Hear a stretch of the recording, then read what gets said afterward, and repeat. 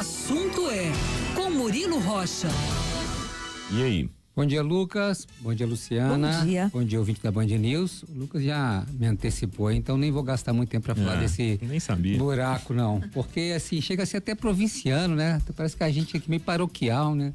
No jornal para discutir coisas importantes do Estado, a gente ficou quase aí um mês discutindo um buraco aberto e que só agora foi fechado, né? Como bem disse o Lucas, a questão da burocracia excessiva da prefeitura, da falta de proatividade, da lerdeza mesmo aí, para perceber um problema que afeta várias regiões, está localizado numa região, mas afeta várias vias importantes. Demorou. E houve essa questão da Secretaria-Geral do Trabalho, que também entrou só para complicar. Claro, havia uma preocupação com a segurança dos trabalhadores, legal, mas a gente viu que foi um pouco mais também para atrapalhar aí a resolução dessa obra por questões políticas, eleitoreiras, enfim. Mas resolveu esse buraco. Não vou falar mais dele, não, espero, né? Espero que agora a gente esqueça desse buraco e não precise voltar a esse assunto. Eu queria primeiro aqui hoje, gente, fazer um convite, né? Vocês sabem que esse é um ano de eleição municipal, onde a gente vota para prefeito e para vereador. E a Band, talvez aí dos veículos de comunicação tradicionais, seja o que mais se empenha aí nessa cobertura, né? Que valoriza muito essa questão da cobertura eleitoral para você, cidadão, se informar bem e poder escolher o seu representante, seja na sua Câmara Municipal ou na prefeitura da sua cidade. Pensando nisso, a gente já dá o pontapé inicial, né? Dá o start na nossa cobertura eleitoral nessa terça-feira, dia 2 de abril. A gente até começar ontem, né? Mas 1º de abril não pegava muito bem aí para começar entrevistas com políticos, né? Então a gente decidiu começar hoje, terça-feira, 2 de abril, uma série de entrevistas aí com todos os pré-candidatos colocados até o momento à Prefeitura de Belo Horizonte. E a gente dá início a essa série de entrevistas com a pré-candidata do Partido Novo, partido do governador Romeu Zema, a secretária de Planejamento, Luísa Barreto, secretária de Gestão e Planejamento. Quem não lembra da Luísa, a Luísa já foi, era um quadro do PSDB e já foi candidata, inclusive, à Prefeitura de Belo Horizonte em 2020, né? Tem muita gente que não se recorda, mas ela foi candidata em 2020, que a eleição de 2020 foi meio esquisita, né? Foi no meio da pandemia, eleição tumultuada, ela não ocorreu nem em outubro, ela foi em novembro, então muita gente ali nem estava tão ligado, né? E a Luísa foi uma das 12, 13 candidatas daquele pleito, houve muitos candidatos naquele pleito, e ela concorreu naquele ano, não foi muito bem sucedida, né? O Calil acabou ganhando em primeiro turno, Bruno Engler segundo colocado, e o deputado estadual João Vitor Xavier em terceiro, foi a colocação, mas foi uma vitória de primeiro turno do Calil. E a Luísa teve um percentual de votos bem baixo ali na época pelo PSDB, algo em torno dos 2%, nem sei se chegou a 2% das intenções de voto. Agora ela pleiteia um novo voo aí, né? Foi alçada aí, foi colocada nesse cargo de pré-candidata à Prefeitura de Belo Horizonte, mas há muita gente que aposta que essa candidatura não chega até o fim, que o Novo talvez embarque em outra candidatura, o governador Romeu Zema acabe apoiando outra candidatura. Mas nesse momento está colocada a pré-candidatura dela, inclusive a gente vai perguntar isso para ela, com certeza, né?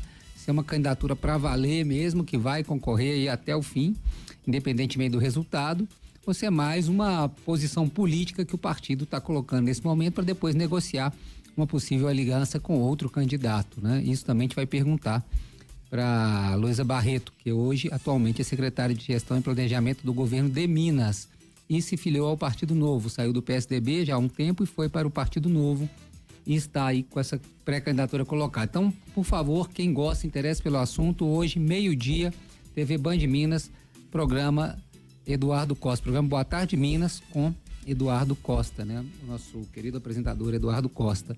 10 minutos de entrevista e assim vai ser todas as terças-feiras com todos os pré-candidatos, tá? A gente vai falando aqui da agenda depois. Por falar em eleição de Belo Horizonte, né? Tivemos aquele movimento ontem que já era esperado, né? Até o nosso comentarista de política, Orion Teixeira, já havia adiantado da exoneração dos secretários, de 4 secretários da Prefeitura de Belo Horizonte que eram ligados ao Marcelo Aro. É uma coisa meio complicada, né? Mas o Marcelo Aro, secretário da Casa Civil do governo Zema. Mas é que o Marcelo Aro, ele tem muito poder na Câmara Municipal de Belo Horizonte. A gente já falou isso, ele tem um grupo aí de 10, 12 vereadores ligados a ele, né? Então, ele, para negociar aí uma governabilidade com o FUAD lá atrás, ele acabou pedindo cargos na prefeitura em troca desse apoio. E o prefeito Fuad, que estava muito instável ali, alvo de CPI, de Pampulha e tal, cedeu e deu-lhe 4 secretarias para indicados do Marcelo Aro. E essa situação foi se arrastando, mas chegou no limite, porque nesse momento, os principais nomes do PSD, Rodrigo Pacheco e o Alexandre Silveira, que não gostam da figura de Marcelo Aro, pressionavam o prefeito, que é do mesmo partido deles, o PSD, a tirar o Marcelo Aro da prefeitura. E também a fatura aí pelo apoio já tinha sido paga, né? Esses cargos já tinham sido pagos esse ano. Teoricamente, o prefeito não vai ter tantos problemas na Câmara. O pessoal está muito focado em eleição. Então, já não tinha mais sentido a permanência desses apadrinhados aí pelo Marcelo Aro dentro da Prefeitura de Belo Horizonte. E ontem se desfez, além de 4 secretários, muitos cargos, né? De escalão inferior aí também, além de secretários, muitas pessoas aí ligadas a essas secretarias também exoneradas, publicadas, provavelmente hoje eu não vi, mas essa publicação deve ter sido feita hoje no Diário Oficial do município. O Fuad já anunciou novos nomes, a prefeitura já anunciou novos nomes, logicamente é uma tentativa de compor com novos aliados também, ex-vereadores, ex-deputados ali foram colocados nos cargos e é uma tentativa de composição, né, de aumentar. Agora essa eleição está tão curiosa, né, que os principais nomes que podem influenciar o voto aqui em Belo Horizonte, os padrinhos políticos aí, ninguém tá dando a cara até agora em qual candidato vai apoiar, né? Por exemplo, Lula tá entre Rogério Correia e o próprio prefeito Fuad. Para onde que ele vai? Ainda não se decidiu. Talvez vai ficar neutro, ou talvez vai obrigar o PT a abrir mão dessa candidatura para se juntar com o Fuad. É uma opção bem provável e plausível, até pelo retrospecto do PT. Ele faz essas alianças e ignora aqui o desejo dos diretórios locais, né? Seja estadual ou municipal, já fez isso várias vezes Brasil afora. Então pode ser que a candidatura do Rogério seja em algum momento abortada para apoiar o Fuad, mas ele também pode deixar o jogo correr solto, e é o que ele está fazendo hoje, para aí sim num segundo turno decidir um apoio específico a um candidato.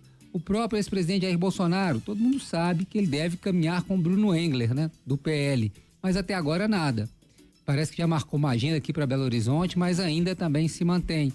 E o principal, e tem 2 dúvidas aí principais de 2 atores importantes. Um é o governador Romeu Zema. Claro, se a Luísa Barreto manter sua candidatura, ele vai com ela. Mas se ela não manter a candidatura dela, o que é bem provável também, para onde vai esse apoio, esse capital político do governador Romeu Zema? Ainda é uma surpresa. E por fim, Alexandre Calil, né, que era prefeito com o Fuad de vice, todo mundo achou que seria natural esse apoio dele ao Fuad, mas ali o Calil está cozinhando ali, né, em banho-maria, parece ali esse apoio para quem que ele vai apoiar. Ele já apareceu com o Carlos Viana, já foi visitar o Carlos Viana lá no Senado, todo mundo achou que era, né, um aceno de um possível apoio. Depois agora postou uma foto recentemente almoçando com Duda Salabert, do PDT, pré-candidata à prefeitura também.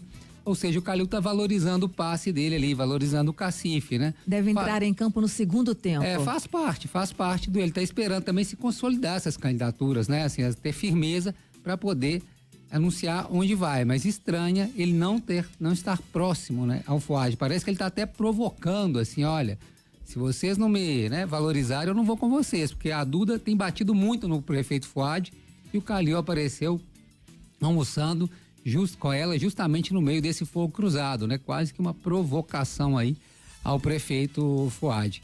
Então esse jogo tá assim, por enquanto até difícil de a gente fazer análises mais profundas, porque as peças estão espalhadas no tabuleiro. À medida que elas vão se encaixando, a gente vai tendo mais precisão para onde que os ventos vão soprar. Por exemplo, a data 6 de abril, que vai cair no sábado, né? 6 de abril, é a data final aí para as trocas partidárias, para as filiações partidárias. A partir daí a gente já vai ter horizonte. Por exemplo, o Carlos Viana, que aparece bem nas pesquisas, mas há uma indecisão se o partido vai mesmo abraçar a candidatura dele, o Podemos, né? Ou se ele vai mudar de partido para garantir essa candidatura em um outro partido. Então tudo isso a gente vai saber até o sábado, dia 6 de abril, quando é essa data limite para as trocas partidárias e afiliações de novos membros em partidos. Vamos acompanhar, o cenário vai se clareando, mas por enquanto é um quebra-cabeça com as peças bem soltas ainda. É isso. Lucas, Luciana.